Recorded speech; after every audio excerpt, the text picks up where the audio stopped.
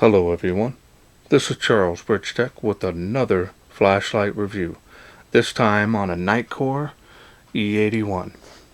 Now I was sent this by Andrew and Amanda.com.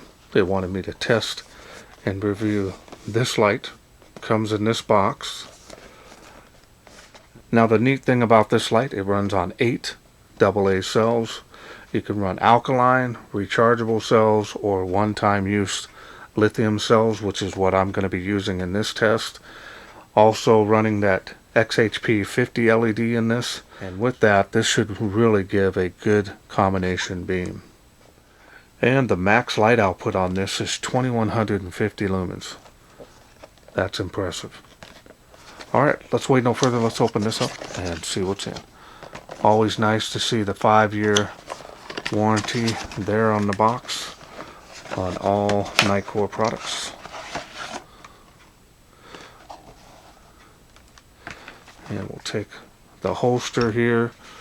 It's an open-end design here. Again, very nice padding. Thickness is really nice. And there's not really any padding. There is a liner on the inside of here, as you can see. A little more smoother to slide it in and out.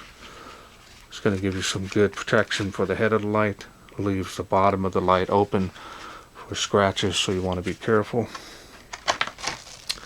Comes with a lanyard here with 2 O-rings. And we have a Nitecore warranty card. And here is the user manual.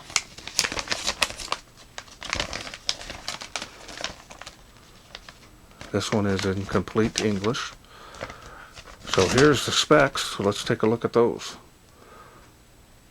2150 lumens on turbo. That's really impressive. Now, if you need more time, go ahead and pause the screen. Otherwise, we're going to move on.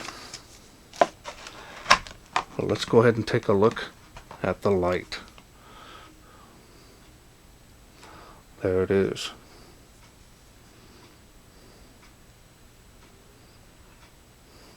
Now this is a pretty big light, and that's because it is running 8 AA cells.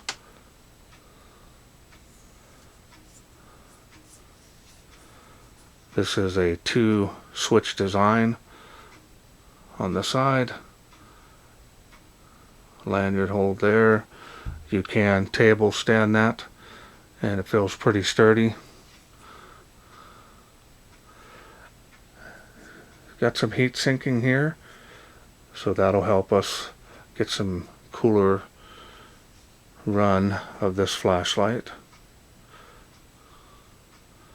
Buttons do stick out a little bit past the body. Does have some indentations here on the body. Keep it from slipping. A little bit of knurling here on the tail.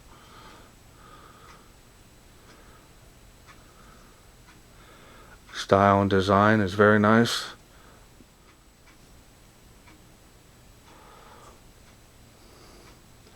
Machining and finish on this is excellent. Has semi-gloss to this. Alright, so now let's go ahead and take a look at the deep textured reflector. And there's the Cree XHP 50 LED. Try to get a little better angle on this.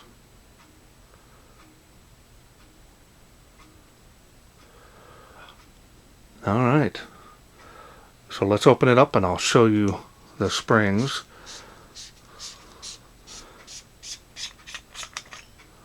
Well greased on the threads here. This does spin, and the springs here as well as the contacts are identical on the inside of the light.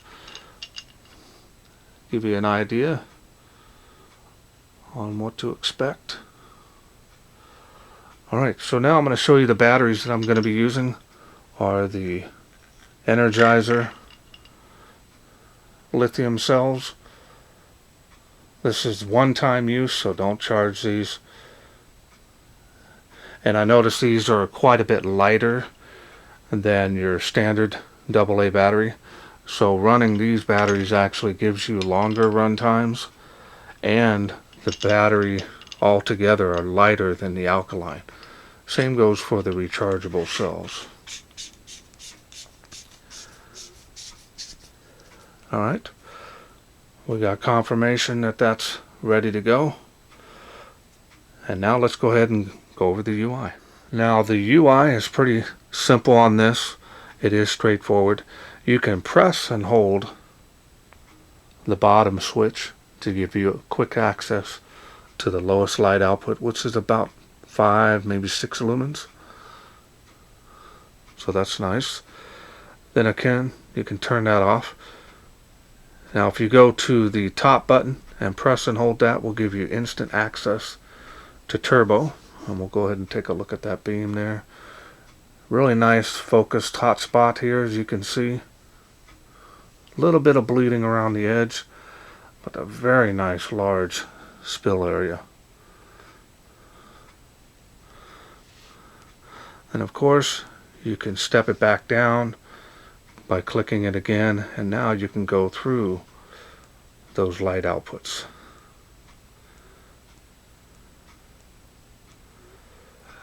Now, if you want to get to the special modes, you're going to press and hold the top switch to get strobe.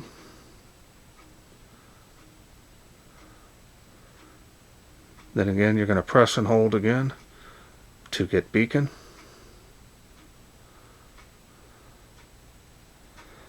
Now you're going to go ahead and press and hold again to get SOS.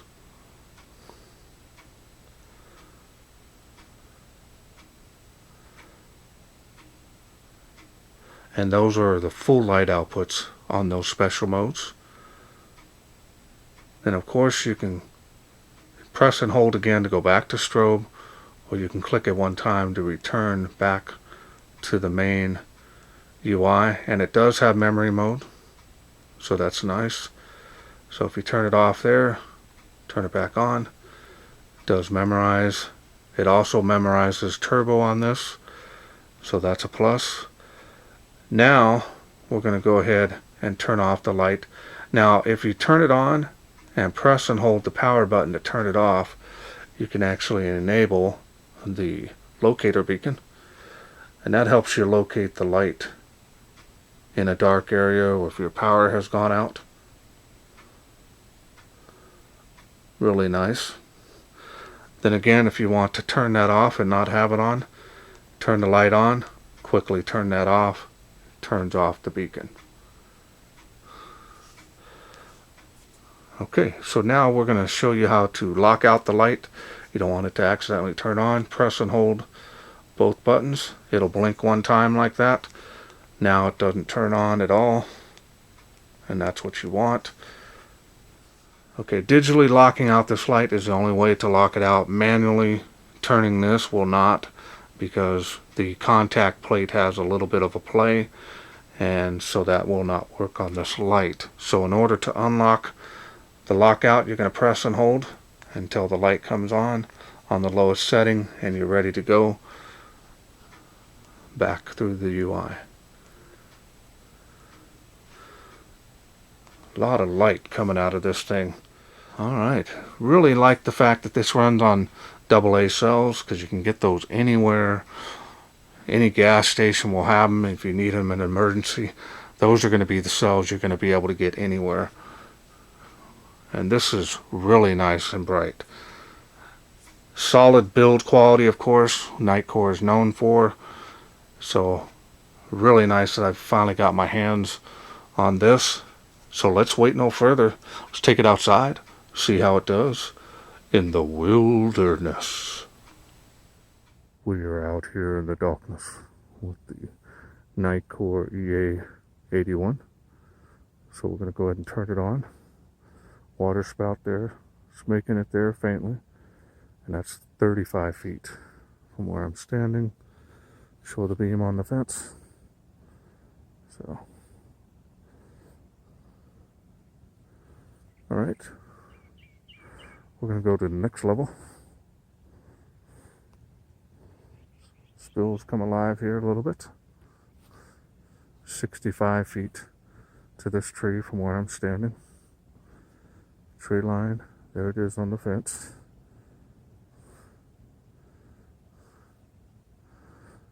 I was playing with this a little bit earlier, and I noticed that the farther the range you go out, appears to be a little donut ring, dark shadow in the center of the hotspot. Still not bad though.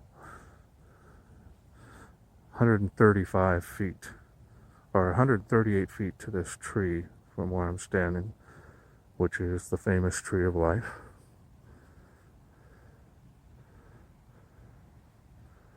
Alright, we're going to go to the next level here using the Tree of Life. See, the spill is really nice, wide, and well defined. Tree there behind there is 230 feet, 138 feet to this tree. You can see how the dark shadow is in that hot spot now, but up here it's very faint on here, but here you can start to see it. The further out you get, and we'll see it on the higher light outputs, there it is making the park now.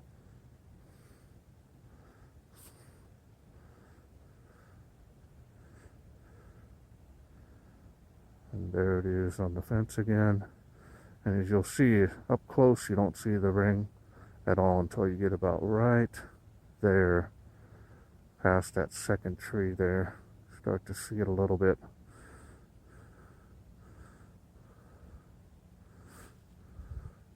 So pan back over here, and then we'll go to the next level. We'll do it again here on the Tree of Life. And see how large spill area. You can see a faint dark spot here at this length from where I'm standing, but here on the tree behind it you can see it there. Move from here to here, it's not as bad. So appears that the farther you get, that dark spot appears, although I'm not seeing it in this shot here. More on solid objects. Close, you don't see it at all. Here, further you get down though, you start to see it.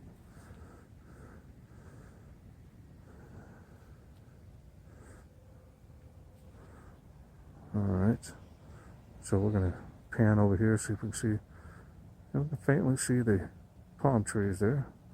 Good range there.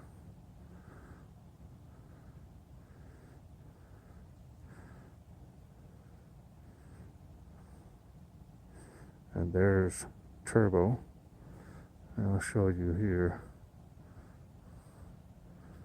There's the palm trees, which it's making. Even the further one there, it's impressive. School, even with the lights on,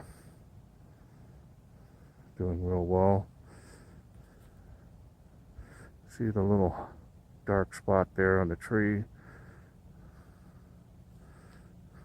but more on that back, you can kind of see there at the top of the tree.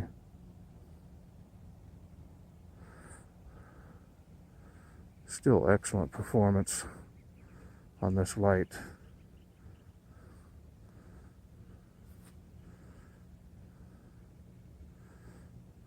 A lot of light coming out of this for only a AA light. We'll do a beam profile here. Look at how nice and detailed that spill is.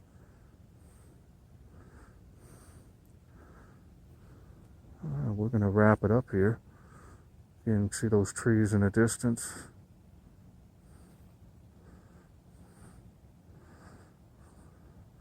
Now that having a little shadow there in the hot spot may bother some people, but to me it's not really. For probably anything more than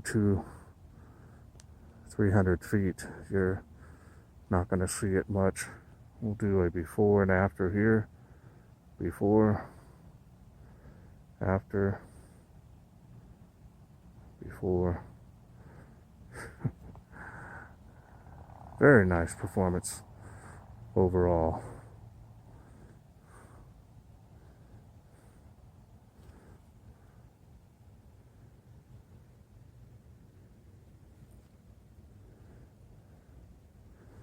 All right. Hope you enjoyed those night shots. Okay, welcome back. Hope you enjoyed those night shots on this thing. Really impressed with the performance on this, especially in light output, which is still quite amazing.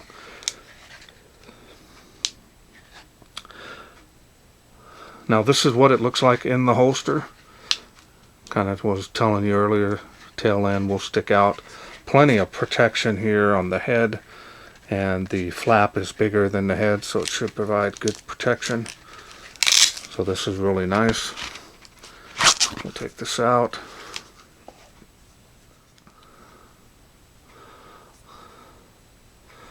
Okay, bottom line is very impressed with the performance on this, especially it's running on 8 AA cells, which again is very popular battery. You can get them anywhere. So if you're up in the mountains, stop by a gas station, they're going to have these type of batteries. You're not going to be able to find 18 650s there, 26 650s. You definitely are not going to be able to find those in those type of areas or in that type of emergency situation. Now, as far as performance and build quality is excellent on this. I'm not seeing any issues. Performed very well. Now, the light output on this was excellent. It was hard to believe that this was being powered by just AA cells. Again, I've got to take my hats off to Nitecore. Really like their AA flashlights. I also have their little Pioneer one 4-cell. That was amazing at 1,000 lumens, and this one here at 2150 is really a big difference between the two. Now the beam and the spill area is really wide and large, so that's going to be good for if you're using it camping or search and rescue. Definitely I'm going to keep this light handy should anything arise an emergency wise. If you are going to use this for emergencies, say like storing it away, don't recommend having the batteries in it, but in a separate case. But if you do want to store batteries in it to use around the house, I'd recommend using rechargeable cells. A good quality rechargeable AA cell will do very well in this as well. But the best performance, if you want the best performance from this flashlight, you definitely want to use the lithium cells that are not rechargeable. One-time use, they're going to last a long time. So again, I want to thank Andrew and Amanda for sending me this to review. Now, if this is something you are interested in getting, they have two ways you can get it. You can actually offer a low price to them. They will not, and I repeat, they told me to tell everybody, they will not turn down or decline any reasonable offer. So I recommend trying that option out there. They are really good to deal with, and also their prices on these go on sale. You can check out their areas for the deal of the day sale, and you might see something there as well. I'll leave a link in the description where you can head over there, and I'll leave a link to this light. Maybe you can give them an offer. Like I said, you might be able to save some money if you do an offer with them. Well, that's it for me. I hope you enjoyed this video. If you did, please share, like, and subscribe. That way I can bring more of these type of AA lights to you in the future. Thanks for watching. Take care.